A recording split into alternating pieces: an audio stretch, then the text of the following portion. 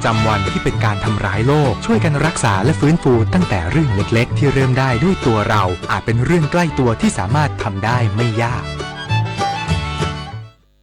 กรมป้องกันและบรรเทาสาธารณภัยประสาน55จังหวัดเฝ้าระวังน้ำท่วมฉับพลันน้ำป่าไหลหลากและดินโคลนถล่มพร้อมติดตามระดับน้ำในแม่น้ำโขงและแม่น้ำเจ้าพระยาเพิ่มสูงวันพรุ่งนี้ถึง30กันยายนนี้กรมป้องกันและบรรเทาสาธารณภัยหรือปภ.เปิดเผยว่าจากการติดตามการคาดการณ์สภาพอากาศพบว่าประเทศไทยจะมีฝนตกหนักถึงหนักมากบางพื้นที่โดยเฉพาะในพื้นที่55จังหวัดภาคเหนือภาคตะวันออกเฉียงเหนือภาคใต้และกรุงเทพมหานครต้องเฝ้าระวังสถานการณ์น้ำท่วมขังน้ำท่วมฉับพลันน้ำป่าไหลหลากดินโคลนถล่มรวมถึงอ่างเก็บน้ำขนาดกลางและขนาดเล็กที่มีปริมาณน้ำมากกว่า80%ระดับน้ำอาจเพิ่มขึ้นอย่างฉับพลันอาจท่วมขังในพื้นที่ลุ่มต่ำนอกจากนี้ยังมีระดับน้ำเพิ่มขึ้นอย่างฉับพลันจากระดับน้ำในแม่น้ำโขงที่เปลี่ยนแปลงรวมถึงเขื่อนเจ้าพระยาที่ปรับการระบายน้ำเพิ่มขึ้นช่วงวันพรุ่งนี้ถึง30กันยายนปภ.จึงแจ้ง55จังหวัดและศูนย์ปภ.เขตรวมถึงกรุงเทพมหานครให้เฝ้าระวังติดตามและเตรียมพร้อมรับมือโดยกำชับให้จัดเจ้าหน้าที่ติดตามสถานการณ์น้ำในพื้นที่อย่างใกล้ชิดโดยเฉพาะในบริเวณพื้นที่เสี่ยงรวมถึงการเตรียมความพร้อมด้านบุคลากรอุปกรณ์และเครื่องจักรกลสาธารณภัยให้สามารถเข้าเผชิญเหตุและช่วยเหลือประชาชนได้อย่างรวดเร็วหากได้รับความเดือดร้อนจากสาธารณภัยสามารถแจ้งเหตุและขอความช่วยเหลือได้ทางไลน์ปภ.รับแจ้งเหตุ1784หรือสายด่วนนิรภัย1784ตลอด24ชั่วโมงศัพทวีศรีวิบูลย์รายงานการท่องเที่ยวแห่งประเทศไทยเตรียมจัดงาน DNA Travel and Fair 2025 วันที่ 9 ถึง 12 ตุลาคมนี้ตอบโจทย์ความต้องการและไลฟ์สไตล์ของนักท่องเที่ยวเฉพาะกลุ่มนางสาวถาปณีเกียรติไพบูลย์ผู้ว่าการท่องเที่ยวแห่งประเทศไทยหรือททท.กล่าวว่าททท.จัดโครงการ DNA 2025 ต่อเนื่องมาเป็นปีที่ 2 เพื่อกระตุ้นการท่องเที่ยวกลุ่มวัฒนธรรมย่อยเชื่อมโยงไปสู่การออกแบบเส้นทางท่องเที่ยวที่ตอบโจทย์ความต้องการเฉพาะบุคคลโดยเตรียมจัดงาน DNA Travel and Fair 2025 งานมหกรรมท่องเที่ยวที่ตอบโจทย์ทุกไลฟ์สไตล์วันที่ 9 ถึง 12 ตุลาคมนี้ที่ศูนย์การประชุมแห่งชาติเศรษฐกิจชั้นจีฮ3 ถึง 4จะมีการนำเสนอเส้นทางและประสบการณ์การท่องเที่ยวที่หลากหลายครอบคลุมผ่าน5โซนกิจกรรมพร้อมเวทีแลกเปลี่ยนข้อมูลระหว่างนักท่องเที่ยวผู้ประกอบการและหน่วยงานเพื่อพัฒนาการท่องเที่ยวไทยให้เติบโตอย่างยั่งยืนและเป็นมิตรกับสิ่งแวดล้อมผู้ที่สนใจสามารถติดตามรายละเอียดเพิ่มเติมได้ที่ Facebook Page Thailand Festival หรือโทรศัพท์1672 Travel Buddy ปฏิพล สัทธพรหมารายงานรองผู้ว่าราชการจังหวัดสุราษฎร์ธานีสั่งการโรงเรียนและเจ้าหน้าที่ที่เกี่ยวข้องดูแลเด็กเล็กหลังพบการระบาดของโรคไข้หวัดใหญ่และไวรัส RSVนายนันทวัฒน์เจริญวรรณรองผู้ว่าราชการจังหวัดสุราษฎร์ธานีสั่งการหน่วยงานที่เกี่ยวข้องและโรงเรียนกำชับอาจารย์และผู้ปกครองเฝ้าระวังโรคไข้หวัดใหญ่และไวรัส RSV ที่กำลังแพร่ระบาดในกลุ่มเด็กอายุ 0-9 ปีโดยเฉพาะในสถานที่ที่รวมตัวกันอย่างหนาแน่นอย่างโรงเรียนหากพบอาการผิดปกติให้รีบพาไปพบแพทย์พร้อมทั้งให้เน้นย้ำให้หมั่นล้างมือบ่อยๆสวมหน้ากากอนามัยปิดปากปิดจมูกเวลาไอจามแยกเด็กป่วยด้วยโรคระบบทางเดินหายใจออกจากเด็กปกติเพื่อป้องกันการแพร่เชื้อหลีกเลี่ยงการพาเด็กไปในที่ชุมชนหรือสถานที่แออัดมันทำความสะอาดบริเวณที่จัดเก็บอุปกรณ์ของเล่นเด็กอย่างสม่ำเสมอทั้งนี้ปัจจุบันมีวัคซีนทางเลือกสามารถปรึกษาแพทย์หรือขอรับการฉีดวัคซีนได้ที่สถานพยาบาลใกล้บ้านได้อ่อนปวีวงศ์วชิราสวทสุราษฎร์ธานีรายงานจบข่าวพฤทธิ์แก้วพิบูลย์อ่านรับฟังข่าวครั้งต่อไปเวลา 7 นาฬิกาติดตามข่าวที่นำเสนอไปแล้วได้ที่ www.thainews.prd.go.th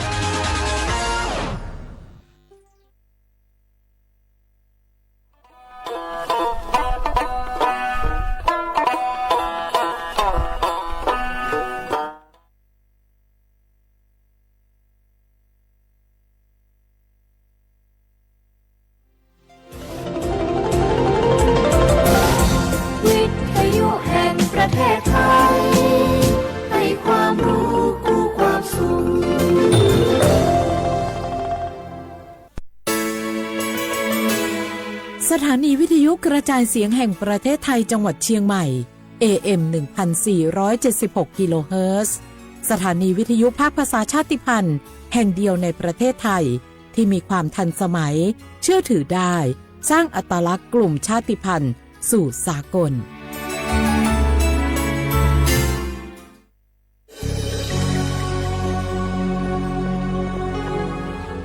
เกิดเป็นคนไทยเติบโตบนผืนแผ่นดินไทยจงภูมิใจในความเป็นไทยชาติไทยเรานั้นนับเป็นชาติที่มีความเป็นมาเก่าแก่ยาวนานเรามีภาษาวัฒนธรรมและมีสิ่งต่างๆที่เป็นเอกลักษณ์ให้เราได้ภาคภูมิใจในความเป็นคนไทยเราควรเห็นคุณค่าและมีความรักชาติหวงแหนแผ่นดินอันเป็นมรดกของบรรพชน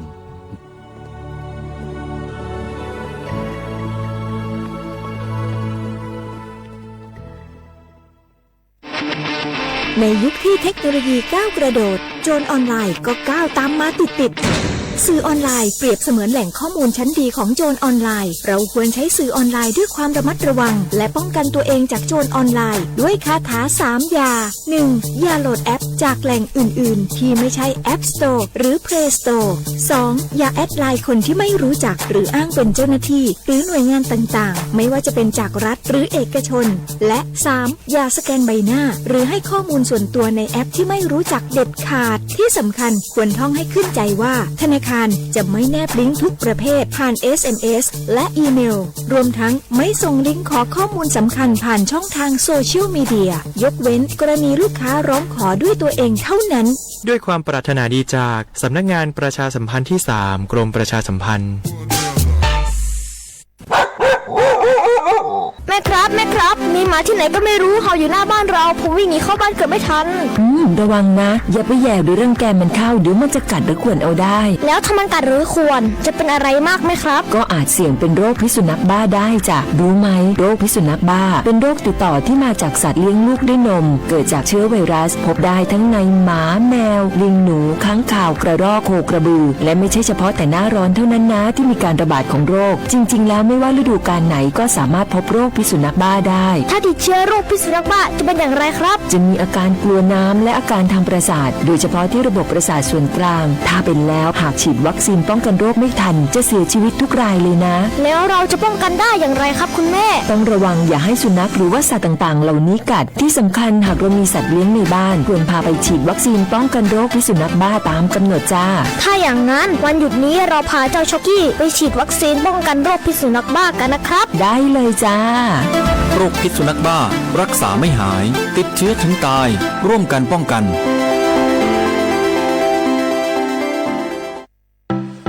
ปีลาเจ้าหยุดยาวปีนี้ปีปิกบ้านก็ปิกกาคือเติมหาที่บ้านไม่ได้ปิกมาหลายปีแล้วให้ไปกอดป้าอุ้ยแม่อุ้ยแล้วโอ้ดีใจขนาดเลยมาทางเส้นใดน่ะรถนักขนาดกำลังพอเส้นทาง GPS อยู่เนี่ยมันซอกปลาหลงว่าจะเลือกเส้นทางลักแล้วก็พอเส้นทางเลี่ยงที่มันมีจุดบริการประชาชนต่างๆถ้าเอารถไปเช็คแล้วยังเจ้าเรียบร้อยแล้วเป็นน้ำมันเครื่องน้ำมันเบรกน้ำมันเกียร์ผ้าเบรกลมยางไฟรถพร้อมขนาดจะฟังปิ๊กผูกมาเจ้าเลยแต่ว่าแรงเนี่ยที่นาการจะพาไปเลี้ยงว่าจะไปแดนส่งตายหน่อยน้อยโอ้บ่ได้เนอะเกียมรถพร้อมคนขับก็ต้องพร้อมตัวนอนน้อยหลับในเดี๋ยวรถปุ่งเข้าข้างต่างได้ไปโรงพยาบาลแปนนะแต่อันต่อไปละเดี๋ยวเช็คเส้นต่างเสร็จพี่จะไปนอนละปิ๊กบ้านปลอดภัยนะพี่เดินทางปลอดภัยใส่ใจกฎจราจรด้วยความปรารถนาดีจากสำนักงานประชาสัมพันธ์ที่ 3 กรมประชาสัมพันธ์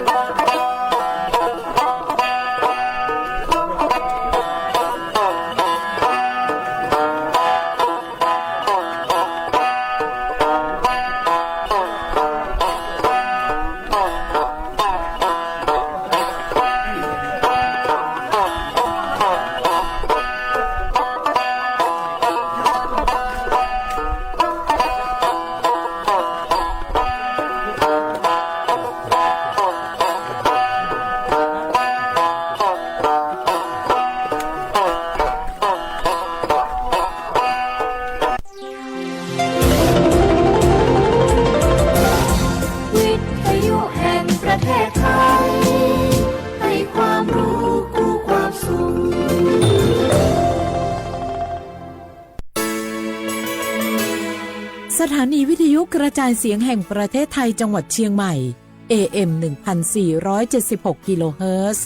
สถานีวิทยุภาคภาษาชาติพันธุ์แห่งเดียวในประเทศไทยที่มีความทันสมัยเชื่อถือได้สร้างอัตลักษณ์กลุ่มชาติพันธุ์สู่สากล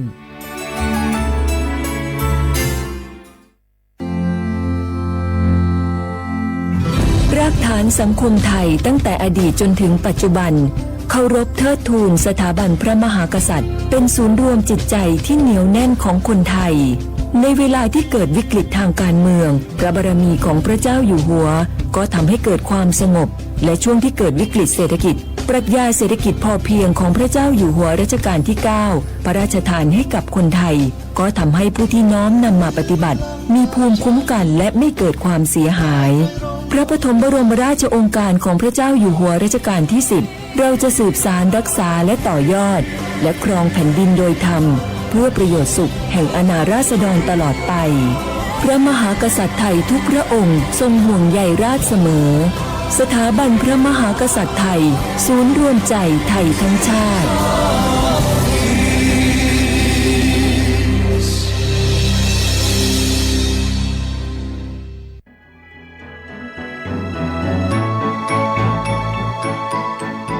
การปกครองระบอบประชาธิปไตยจะมีความมั่นคงก้าวหน้าเพียงใด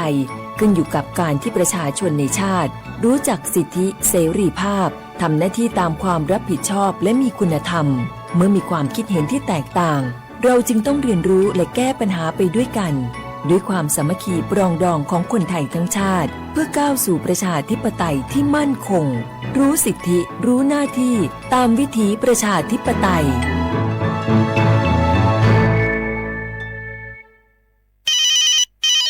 ฮัลโหลสวัสดีครับสวัสดีค่ะจากไหนครับคุณคือผู้โชคดีที่ได้รับเงินสด1 ล้านบาทแต่ต้องโอนค่าธรรมเนียมมาก่อน 5,000 บาทนะคะหลังจากนั้นทางเราจะทำการโอนเงินกลับไปให้ค่ะจริงเหรอครับงั้นเดี๋ยวผมโอนค่าธรรมเนียมไปให้นะครับขอเลขบัญชีด้วยครับได้ค่ะคุณโชคดีมากนะคะรีบโอนค่าธรรมเนียมมาก่อนได้เลยค่ะ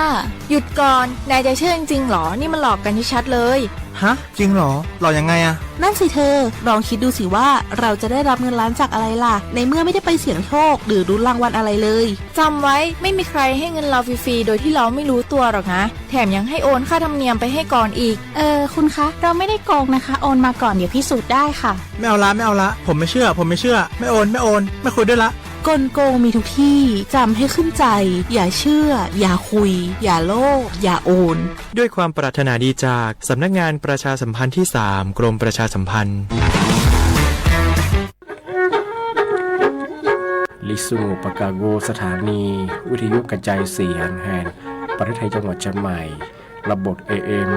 1476 กิโลเฮิรตซ์ระบบไลฟ์เฟซบุ๊กเพจสวทเชียงใหม่ AM 1476แนวจบโมฮวานีชิโมทิโมร้อนหยีโมฮวานีซาโม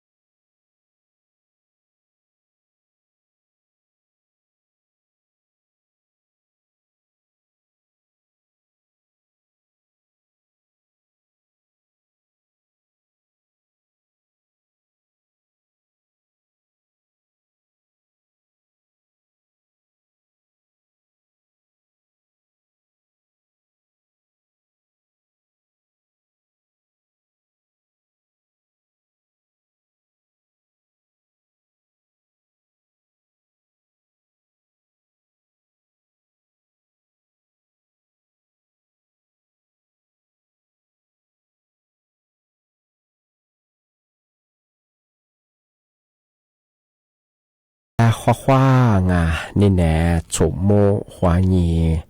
是么子？啊我历史我多子的话ไปแล้ว啊我历史我ปากกาโกงเป็นยาทาจิ้มหมายดังสถานีวิทยุกระจายเสียงแห่งประเทศไทยจังหวัดเชียงใหม่ว่าดังวิทยุมือจำมังก็เป็นยายี่ระบบยา AM ยี่ความถี่โงเป็นยาที่ตัวลิยาสิจะโชว์ให้ว่าโจยาโดละที่ยาทาวฟิสบุตัมปัวเฮงไลฟ์สู่ยังไงยี่เพย์ไปเฮสวทเชียงใหม่ AM 1476กิโลเฮิรตซ์ที่ไลฟ์อย่างงาในแนวเป็นยังคือจุ่มมุขวานจิโมทิโมลงเป็นยังหนีมุขวานซาโมที่นี่มาคือหนีขวาด้วยนาที่ยาวขวานนายยัดที่เลยตัวจ้างนี่เมที่นี่งงเป็นยังโวลิโซบางเป็นยังเฮฮาสานี่เมที่นี่เป็นคือแหวนยี่โคยี่โตยี่จังหวะโคที่เป็นยังโวไทยบางเป็นยังกูฮายี่จิลีนี่เมที่ยิงปัญญานาสายังไงวันพุธที่24ไงเดือนกันยายนพศ2568ที่เข้ามาง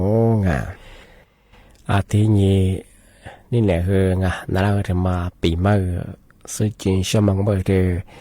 มีฮีโรฮีจากกัวตะโปงมหาเลียตะโปให้เธอมาแจ้งเตือนยิ่งชัดเมื่อสายกลงอุตุนิยมวิทยาเธอตั้งปัวกูนิโซแต่นิโซเฮธมาแจ้งเตือนในแบบฝรั่ง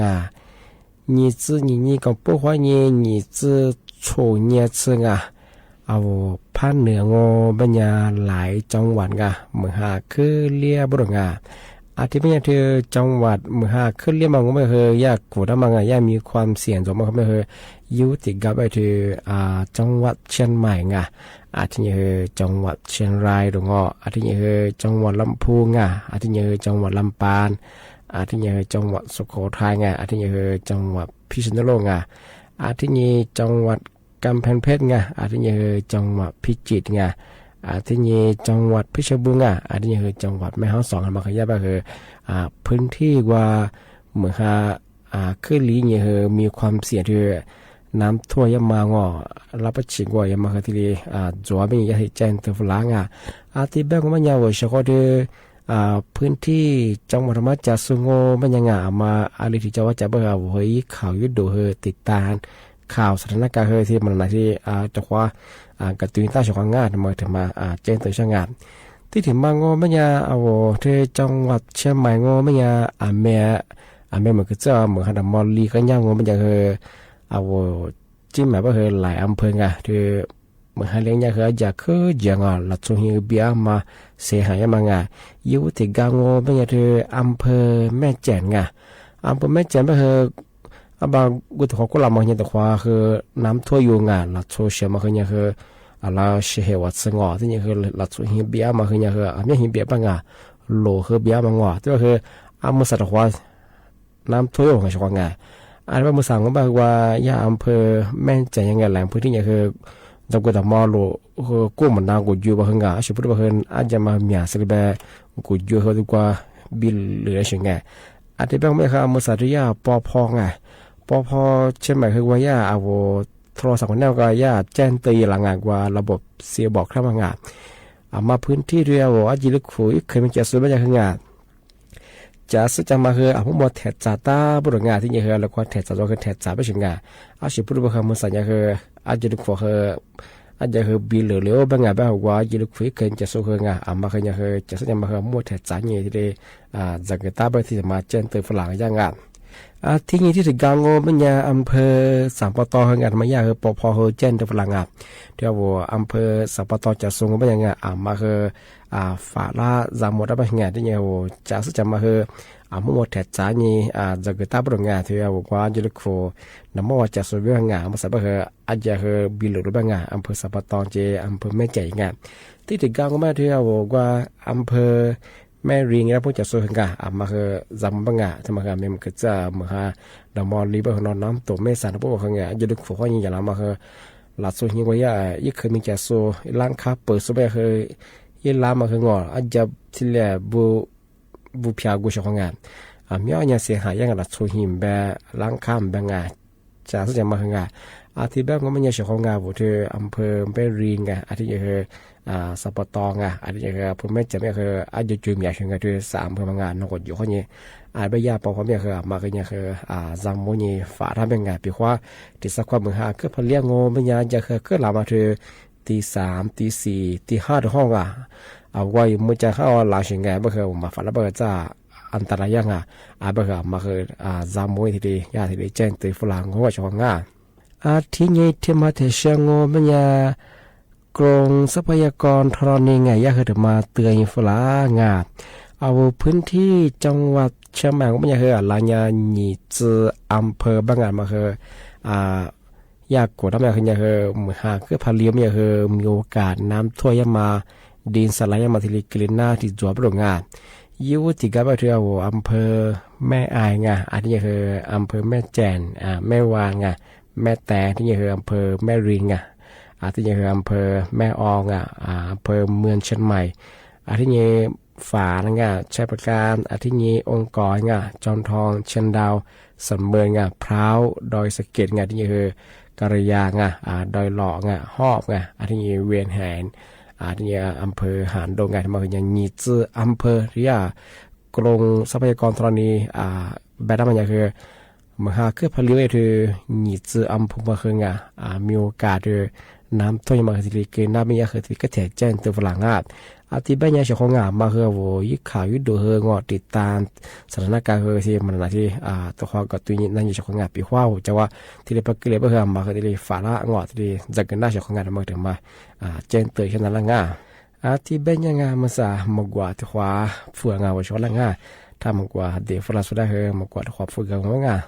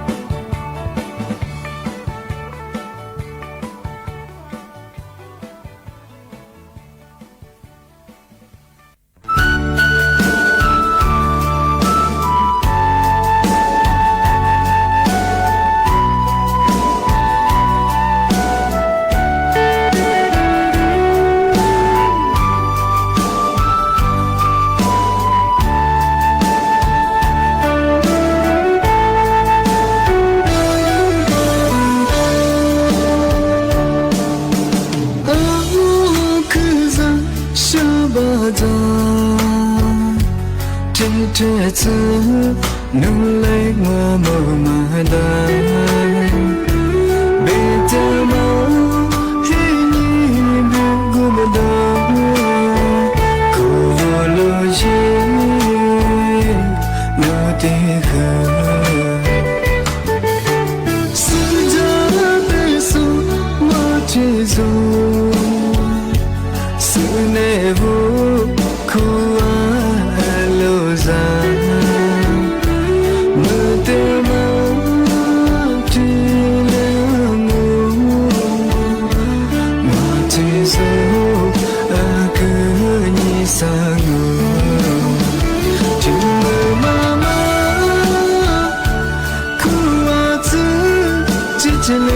是家的，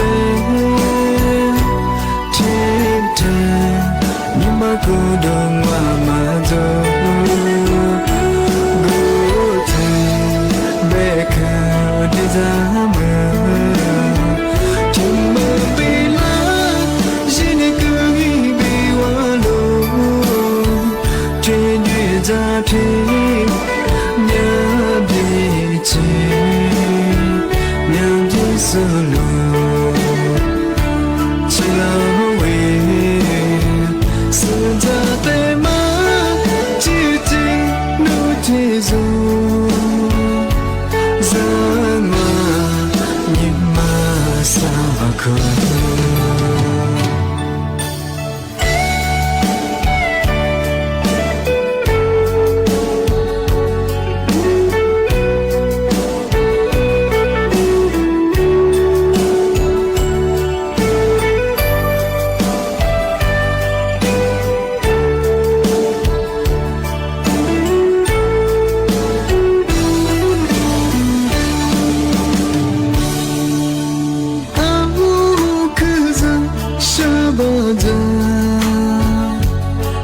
这次能来我某马达，别的梦给你别顾不得，可留人留的河，是这的手我接受，是那不苦啊。sa mơ tê mơ chỉ lỡ ngô mà chỉ dấu à cứ như xa ngô chừng mơ mà khu hoa chứ chỉ lấy sự ra tên thế thân nhưng mà cứ đường mà rồi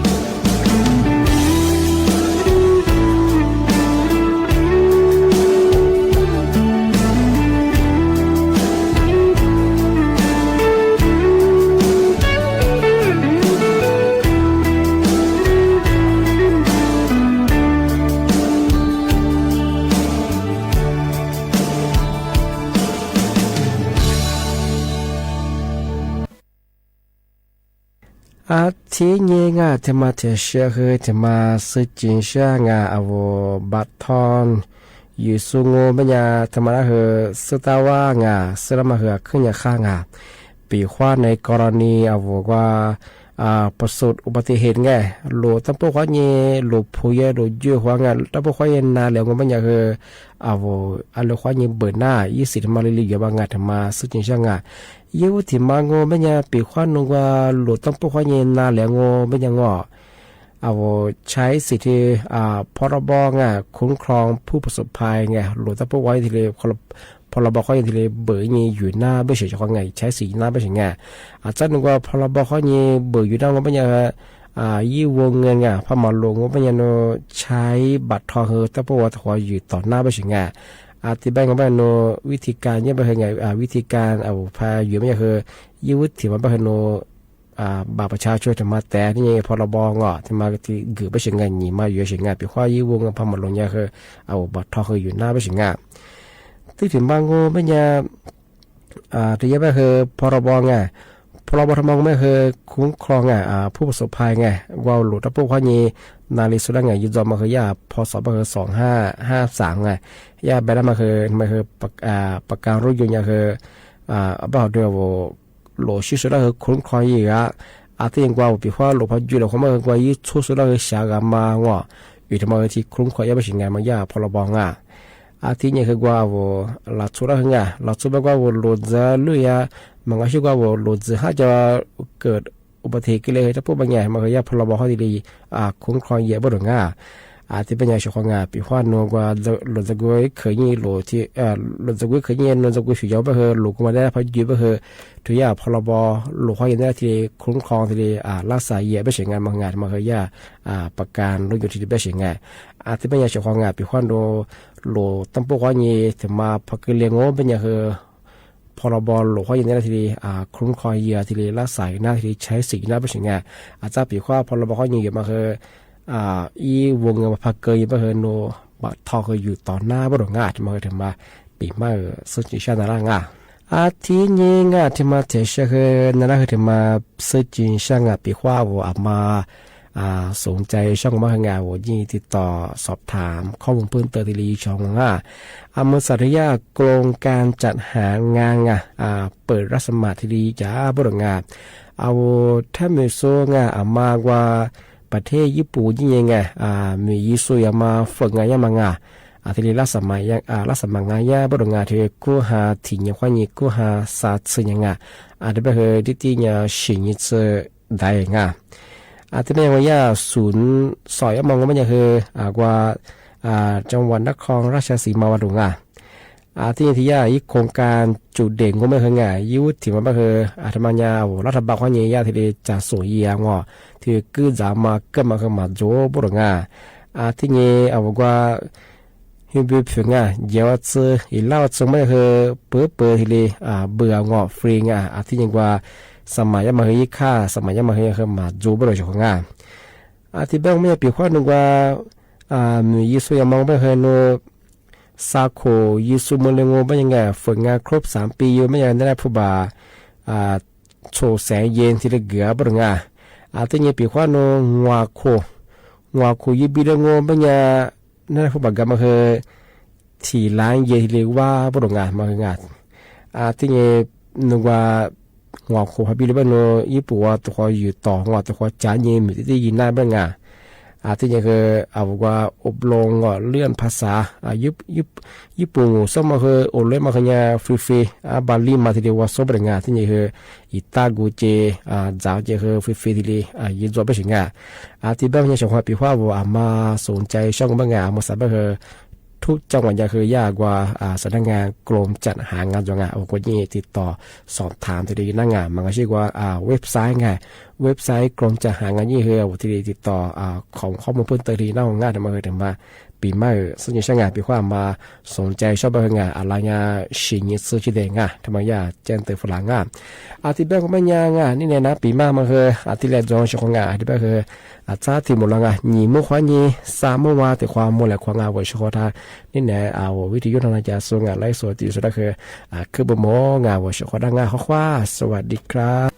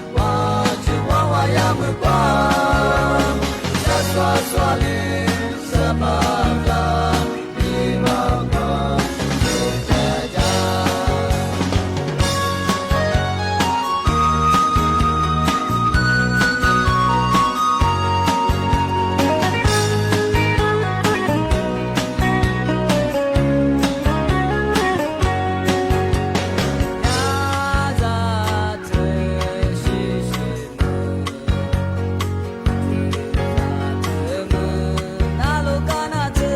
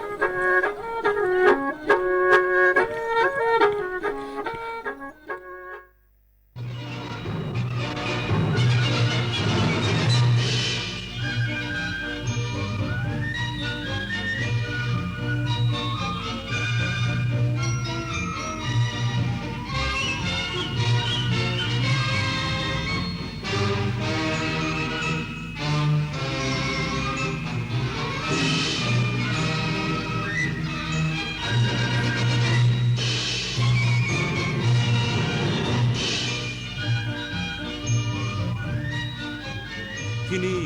สถานีวิทยุกระจายเสียงแห่งประเทศไทยต่อไปเสนอข่าวซึ่งมีหัวข้อข่าวดังนี้นายกรัฐมนตรีเตรียมนำคณะรัฐมนตรีเข้าเฝ้าทูลละอองธุลีพระบาทถวายสัตย์ปฏิญาณวันนี้กระทรวงการต่างประเทศพร้อมใช้โอกาสต่างๆชี้แจงสถานการณ์ไทยกัมพูชาต่อประชาคมโลกเพื่อยืนยันว่าไทยมุ่งมั่นที่จะยุติความขัดแย้งโดยสันติผู้นำสหรัฐวิพากษ์วิจารณ์การที่หลายประเทศรับรองรัฐปาเลสไตน์อย่างเป็นทางการในการประชุมสมัชชาใหญ่แห่งสหประชาชาติครั้งที่ 80 ศึกแบดมินตันคนพิการนานาชาติไชน่าพาราแบดมินตันอินเตอร์เนชั่นแนล 2025 ณัฐพงษ์มีชัยคว้าแชมป์ได้ทั้งชายเดี่ยวและชายคู่ต่อไปเป็นรายละเอียดของข่าวพระบาทสมเด็จพระเจ้าอยู่หัวทรงพระกรุณาโปรดเกล้าโปรดกระหม่อมให้ส่งข้อความพระราชสารถวายพระพรชัยมงคลไปยังสมเด็จพระราชาธิบดีแห่งราชอาณาจักรซาอุดีอาระเบียในโอกาสวันชาติของราชอาณาจักรซาอุดีอาระเบียด้วยวันที่ 23 กันยายน 2568 ตรงกับวันชาติของราชอาณาจักรซาอุดีอาระเบียพระบาทสมเด็จพระเจ้าอยู่หัวทรงพระกรุณาโปรดเกล้าโปรดกระหม่อมให้ส่งข้อความพระราชสารถวายพระพรชัยมงคลไปยังสมเด็จพระราชาธิบดีแห่งราชอาณาจักรซาอุดีอาระเบีย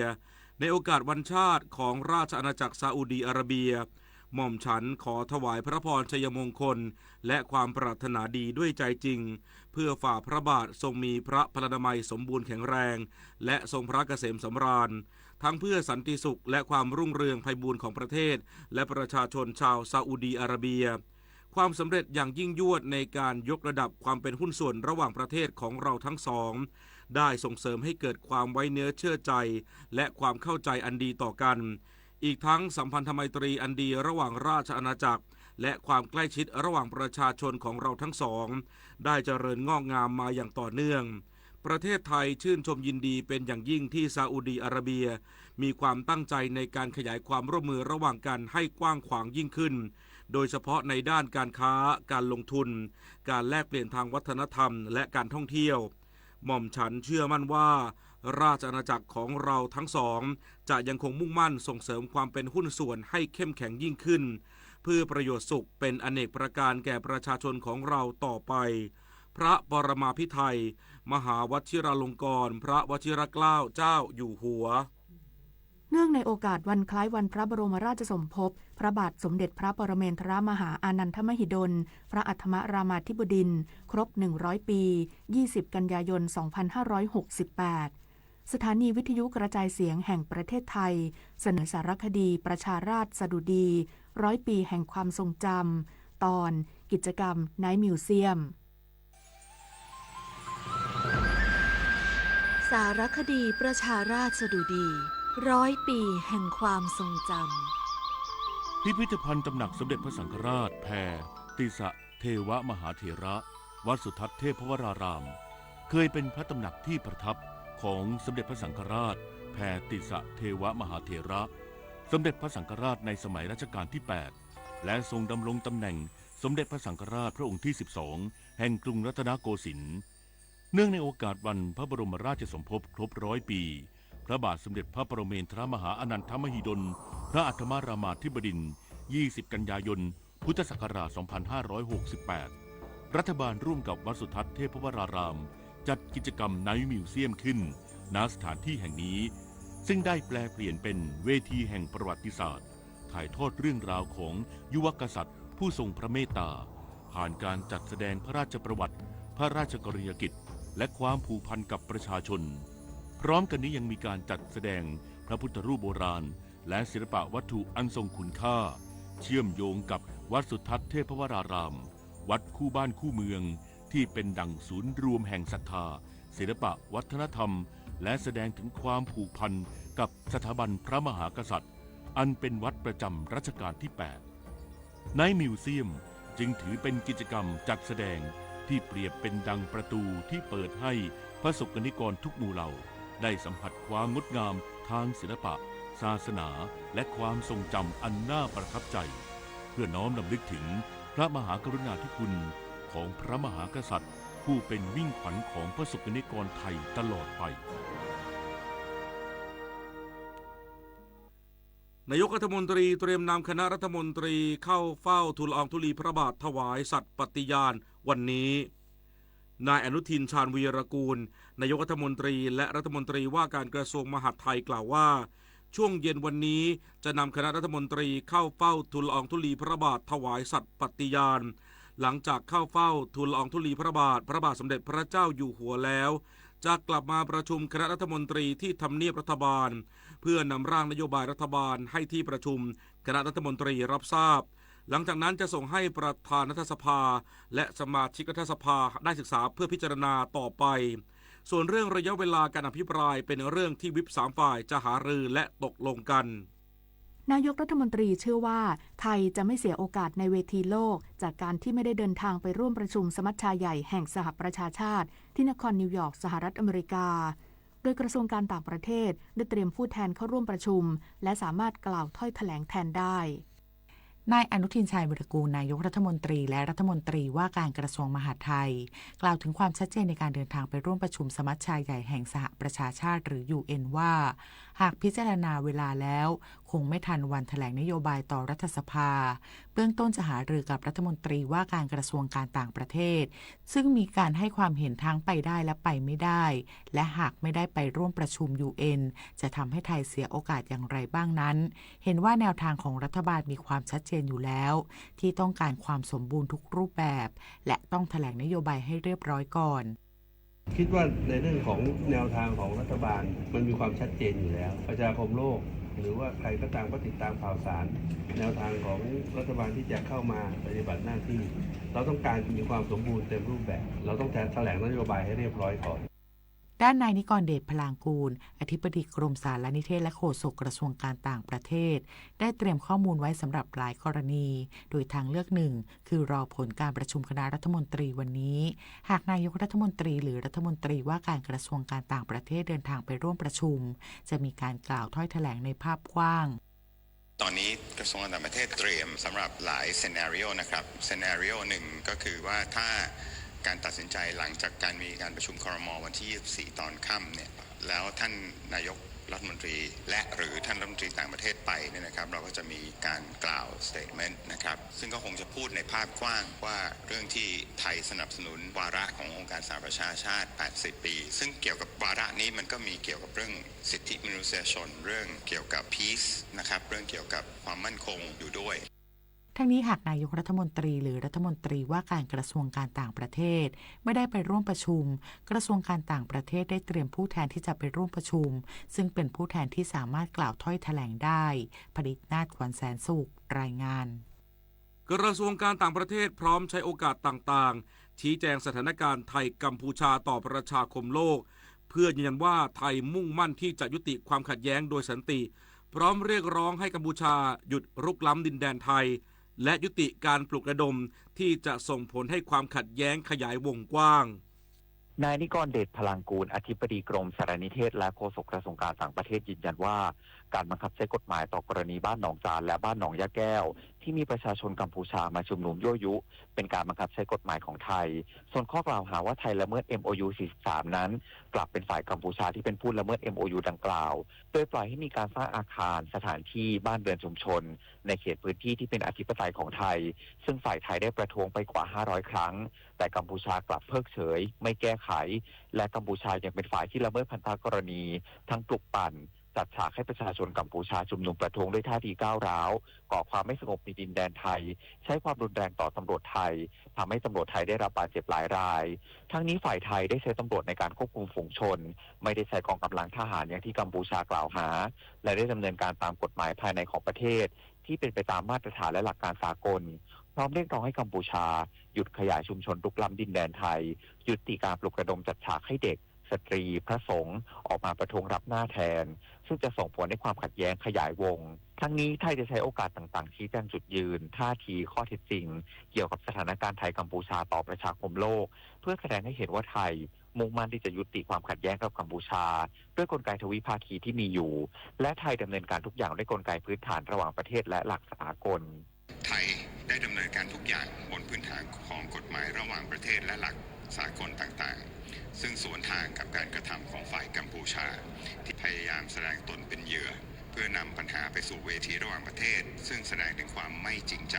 ในการแก้ไขปัญหาครับไทยขอย้ำว่าปัญหาความขัดแย้งกับกัมพูชาครั้งนี้เป็นสิ่งที่ไทยไม่ได้ต้องการให้เกิดขึ้น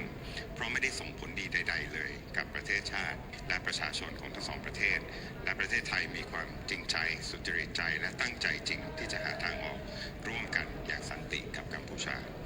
และในช่วงการประชุมสมัชชาสหประชาชาติสมัยสามัญครั้งที่ 80 ณ นครนิวยอร์กสหรัฐอเมริกา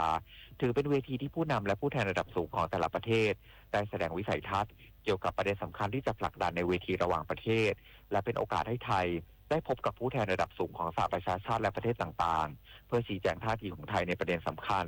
ซึ่งในปีนี้จะเน้นย้ำให้รัฐสมาชิกได้สะท้อนผลประโยชน์ที่จะเกิดขึ้นกับการพัฒนาขับเคลื่อนประเด็นสิทธิมนุษยชนรวมทั้งได้เตรียมการรับมือไว้หลายอย่างหากกัมพูชาจะพยายามสอดแทรกปัญหาชายแดนเข้ามาในเวทีการประชุมครั้งนี้ปริญญวิทย์เปี่ยมสมบูรณ์รายงานกรมป้องกันและบรรเทาสาธารณภัยประสาน55จังหวัดเฝ้าระวังน้ำท่วมฉับพลันน้ำป่าไหลหลากและดินโคลนถล่มพร้อมติดตามระดับน้ำในแม่น้ำโขงและแม่น้ำเจ้าพระยาเพิ่มสูงวันพรุ่งนี้ถึง30กันยายนนี้กรมป้องกันและบรรเทาสาธารณภัยหรือปภ.เปิดเผยว่า